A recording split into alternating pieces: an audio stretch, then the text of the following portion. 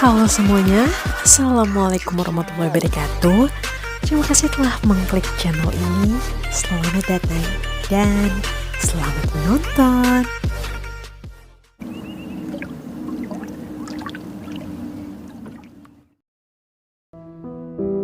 Hai sahabat, ada sebuah pepatah yang mengatakan bahwa kerja keras tak akan pernah mengkhianati hasil. Nah, hal itulah yang sudah dibuktikan oleh seorang pengusaha muda asal Thailand yang bernama Top Itipat. Top merupakan seorang miliuner muda asal Thailand, seperti halnya Mark Zuckerberg, sang pendiri Facebook yang mempunyai semangat pantang menyerah dalam menghadapi kegagalan. Top Itipat sangat sukses dalam mengembangkan usahanya, yaitu Thai Kai Noi atau cemilan rumput laut goreng. Ingin tahu bagaimana kisah perjuangannya? Yuk kita mulai ceritanya.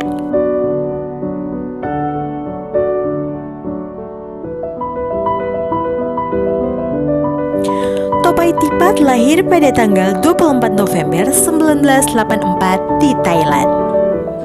Ia terlahir dari keluarga yang berkecukupan dan biasa saja dan tidak terlalu memikirkan masa depannya. Tidak ada yang begitu spesial dalam dirinya sampai Tuhan benar-benar mengujinya. Seperti kebanyakan pemuda seumurannya, Top mengalami kecanduan game online saat dia berumur 16 tahun pada tahun 2004 di saat masih bersekolah di SMA, dan hal itu membuatnya menerlantarkan sekolahnya. Bukan merupakan satu hal yang baik tentunya, tapi perkenalan Top dengan dunia bisnis justru dimulai dari sini. Top berhasil menghasilkan banyak uang dari penjualan senjata-senjata di game yang dimainkannya. Uang yang didapatkannya begitu banyak hingga ia bisa membeli sebuah mobil dan hal-hal yang diinginkannya seperti PlayStation 2. Dengan bisnisnya ini, dia bahkan meraih penghasilan mencapai 1 juta baht.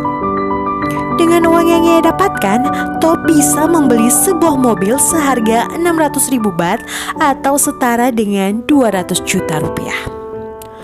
Kehidupan Top bisa dibilang boros. Para pembelinya adalah sesama pencinta game online dan ada juga yang berasal dari luar negeri.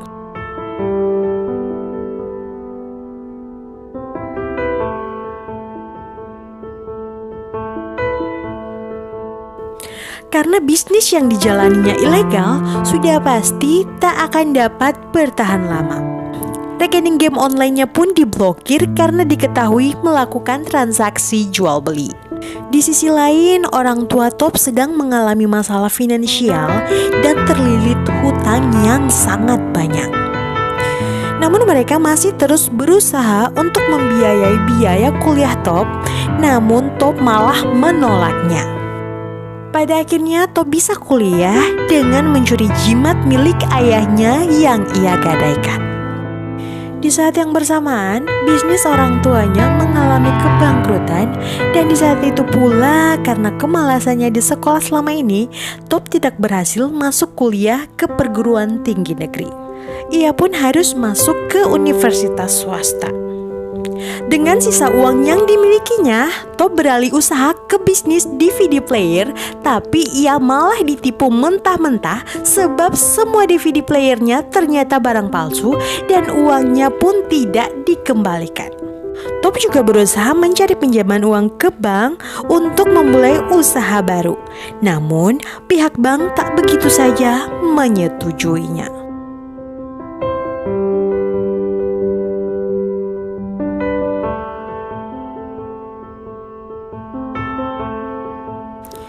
Di titik ini, Top mulai menyadari kesalahannya karena telah melalaikan sekolah dan pelajaran. Di titik yang sama ini jugalah Top mulai bersentuhan dengan kerasnya dunia bisnis. Hutang yang melilit usaha orang tuanya pun mencapai 40 juta baht dan semakin memperburuk keadaan. Dan hal itu pula yang pada akhirnya membuat rumah yang mereka tinggali disita oleh pihak bank. Namun, di tengah himpitan ini Top tetap berkeras hati. Pada suatu ketika, Top berjalan-jalan ke sebuah pameran dan melihat ada sebuah alat untuk menggoreng kacang. Kemudian terpikir olehnya untuk berjualan kacang. Top lalu menyewa alat tersebut dengan harga 10.000 baht per bulan, dan disinilah keberaniannya pun mulai terlihat. Ia pun kemudian membuka toko kacang di sebuah mall bersama pamannya. Dari sinilah perjuangan Top dimulai. Untuk dapat membuat kacang yang enak, dia bertanya kepada para tukang kacang di jalanan bagaimana cara untuk membuat kacang yang enak. Namun, walaupun dia berhasil membuat kacang yang enak, dagangannya pun tetap tidak laku sehingga membuat Top sedikit frustasi dan kemudian mencoba beberapa cara agar dagangannya menjadi laku. Suatu ketika Top berjalan ke sebuah pasar tradisional dan mendapatkan beberapa inspirasi seperti memberikan diskon dan lokasi yang sangat menentukan bisnis. Sebab lokasi menjadi salah satu faktor yang menentukan dalam keberhasilan penjualan suatu produk. Kemudian Top pun bersikeras untuk memindahkan tempat jualannya ke bagian depan mall, dan hal ini terbukti membuat dagangannya semakin laku. Hal ini membuatnya berpikir dan kemudian membuka beberapa cabang lagi. Namun, berwirausaha memanglah tidak mudah. Saat ia mulai melakukan ekspansi bisnis kacangnya secara besar-besaran, timbul suatu masalah lain di mana mesin pembuat kacang goreng yang Top gunakan menimbulkan asap dan mengotori atap mall sehingga harus tutup dan pihak mall membatalkan kontrak kedainya.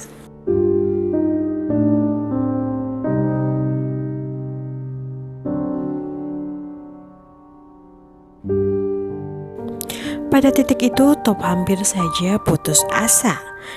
Orang tuanya pun memutuskan untuk pindah ke Cina. Namun Top tetap bersikeras untuk bertahan di Thailand dan melanjutkan usahanya. Dari bisnis kacang goreng, Top pun beralih haluan ke bisnis rumput laut goreng, makanan cemilan yang kekasihnya berikan. Setelah itu ia mendapatkan inspirasi untuk membuat rumput laut goreng. Ia pun membeli beberapa rumput laut namun basi dalam waktu 1 minggu.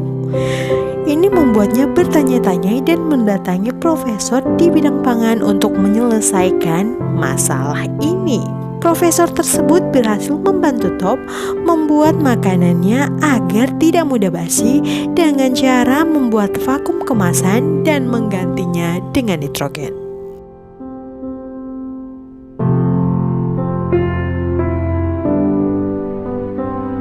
Kemudian tantangan berikutnya adalah Top tidak bisa membuat rumput laut yang enak karena setelah digoreng rasanya menjadi pahit. Ia dan pamannya bahkan menghabiskan lebih dari 100.000 baht atau setara 28 juta lebih hanya untuk uji coba rumput laut, namun hasilnya gagal sampai semua rumput lautnya pun habis. Dalam tekanan yang begitu hebat, Top berusaha mencari tahu tentang berbagai strategi-strategi penjualan. Ia bahkan rela belajar langsung dari pasar dengan bertanya-tanya ke para pedagang.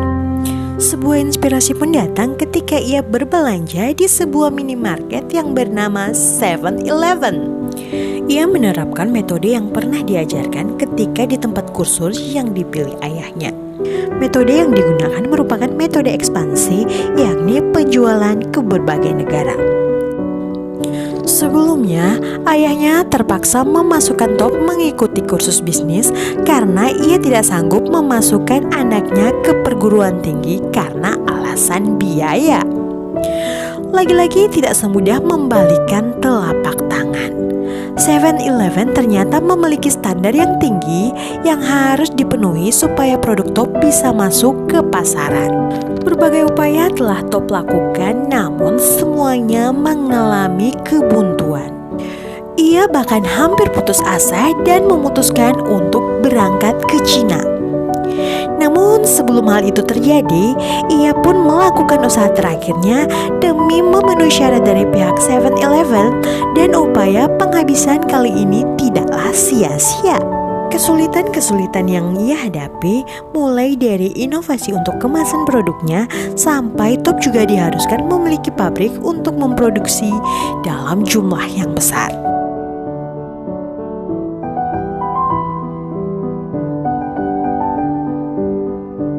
Dengan susah payah, semua tuntutan 7-Eleven berhasil Top penuhi. Untungnya juga ada kantor kecil milik keluarganya yang masih tersisa dan akhirnya ia gunakan menjadi sebuah pabrik kecil. Dengan begini, Top berhasil memenuhi syarat, ketentuan, serta kuota yang ditetapkan. 2 tahun kemudian, Top berhasil membayar hutang keluarganya yang mencapai 40 juta baht dan berhasil mengambil rumahnya kembali. Pada usianya yang ke-26 tahun, Top sudah berhasil memiliki 2.500 karyawan dan mengirim ke 6.000 cabang 7-Eleven seluruh dunia dan mengekspor cemilan rumput lautnya ke 27 negara, termasuk Indonesia. Top telah memiliki lahan perkebunan rumput laut di Korea Selatan dan pendapatannya mencapai 1,5 miliar baht atau setara 450 miliar rupiah per tahun. Top IT Pad bahkan sudah berhasil mencatatkan dirinya sebagai a young billionaire from Thailand. Nah sahabat, demikianlah kisah seorang Top IT Pad dalam membayar kesuksesannya meski harus berkorban jiwa, raga, waktu, kesenangan menjadi seorang gamers, bahkan termasuk berkorban cinta terhadap kekasihnya. Dan kisahnya pun sukses diangkat menjadi sebuah film layar lebar yang berjudul To Secret the Billionaire yang mengisahkan bagaimana Top IT Pad berjuang, jatuh bangun, membangun usahanya. Semoga kisah perjuangan seorang Top IT Pad mampu menjadi inspirasi bagi kita semua dalam memperjuangkan apapun yang kita inginkan. Jangan pernah menyerah, karena ketika kamu menyerah, maka selesailah sudah. Nah, apabila kalian suka dengan video ini, maka jangan lupa subscribe, like, komen, dan bunyikan lonceng notifikasinya agar kalian menjadi orang pertama yang mendapatkan pemberitahuan untuk video-video selanjutnya. Thanks for watching.